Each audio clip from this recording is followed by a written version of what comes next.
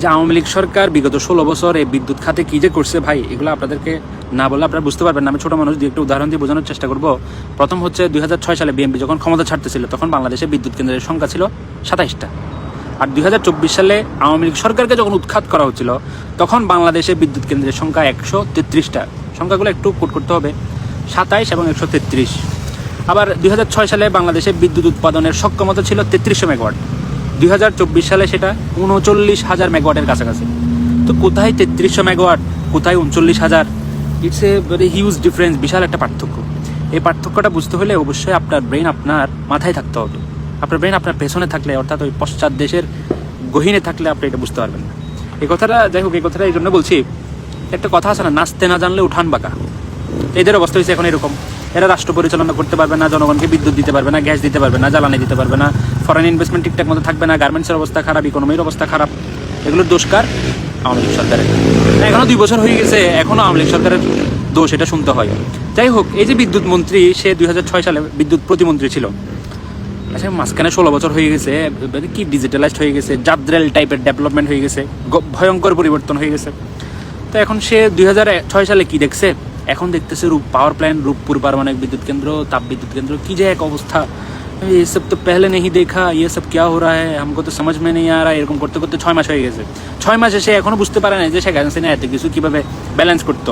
একসাথে পদ্মা সেতু, metro rail, mega প্রকল্প, শিক্ষা ব্যবস্থা, তারপর ফরেন ইনভেস্টমেন্ট, রেমিটেন্স, আবার এদিকে বিদ্যুৎ, শতভাগ বিদ্যুৎ। আমরা দিতাম 30 ভাগ বিদ্যুৎ, এরা শতভাগ দিচ্ছে। শেখ হাসিনা এগুলো কীভাবে করছে, কেমনে করছে, এই চিন্তা করতে করতে আসলে এদের দিন যাচ্ছে, এটা আমরা বুঝতে পারতেছি।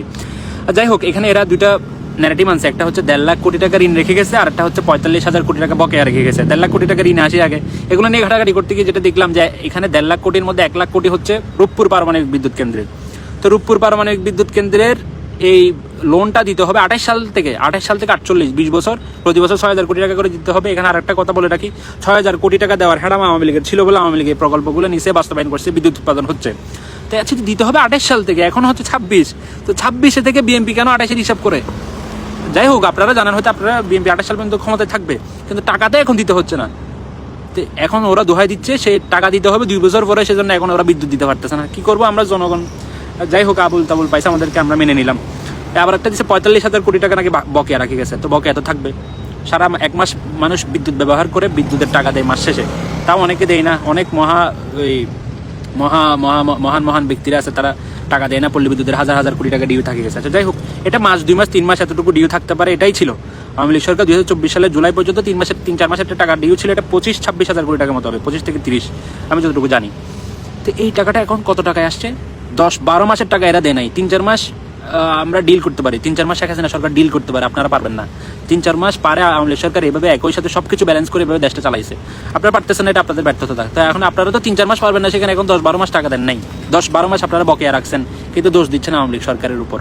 এই হচ্ছে একটা অবস্থা। আবার ওইদিকে আপনাদের থেকে রিজার্ভে টাকা রাখতে হবে, 36 বিলিয়ন 40 বিলিয়ন করতে হবে, দেখাইতে হবে যে আমরা আওয়ামী লীগ সরকারের মতো আমাদেরও টাকা আছে, রিজার্ভে অনেক টাকা। কিন্তু ওই সিরিঙ্গা ভাষায় একটা কথা আছে, ফুদুত নয় তানা মিরুদিবার থানা, মানে ওই জনগণকে বিদ্যুৎ দিতে পারবে না, জ্বালানি দিতে পারবে না, সবকিছু প্রপার মেনটেনেন্স থাকবে না, কিন্তু তার থেকে রিজার্ভে টাকা রাখতে হবে, দেখাইতে হবে যে আমাদের থেকে টাকা আছে। আচ্ছা, যাই হোক, ভিডিওটা সংক্ষেপ করি। আপনারা যারা এতই ব্লেম দিতে চান শেখ হাসিনাকে, শেখ হাসিনার উপর এতই যারা দোষ দিতে চান, তারা একটা কাজ করেন, শেখ হাসিনাকে আবার বসাই দেন। পরের বার হলে শিখবেন আর কি ক্ষমতা, এই যে দেশ কীভাবে চালাতে হয়, রাষ্ট্র পরিচালনা কীভাবে করতে হয়, এতভাবে কীভাবে ব্যালেন্স করতে হয়, কীভাবে মেকানিজম করতে হয়, পরের বার হলেও শিখবেন আর কি। ধন্যবাদ, সে পর্যন্ত ভালো থাকুন।